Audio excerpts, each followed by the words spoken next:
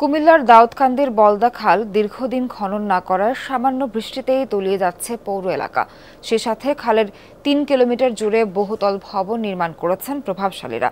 খাল পুনরুদ্ধারের উদ্যোগ নেওয়া হলেও অজানা কারণেই তা থেমে যায় মাঝপথে। এমন অবস্থার জন্য প্রশাসনের অবহেলাকে দায়ী করছে সচেতন মহল।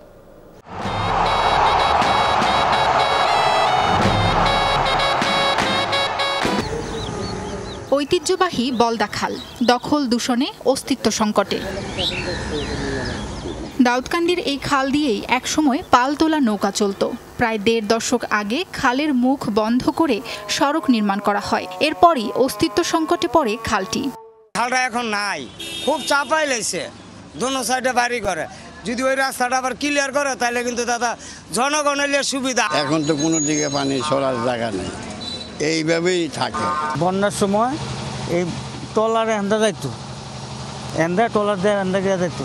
এই রাস্তা পানি ঢালার পরে তো এই খালিটা বদ্ধ হয়ে যাইতেছে।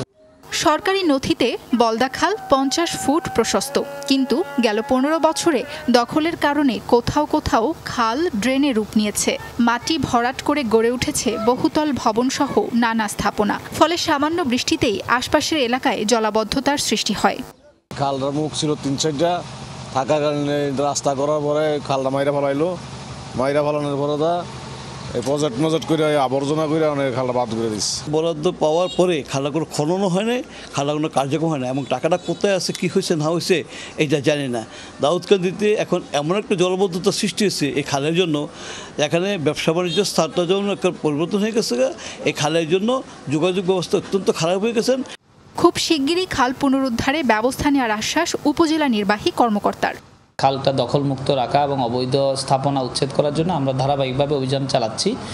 আর খালটা পুনঃখননের ব্যাপারে সংশ্লিষ্ট যে ডিপার্টমেন্ট আছে তাদের সাথে আমরা যোগাযোগ করছি।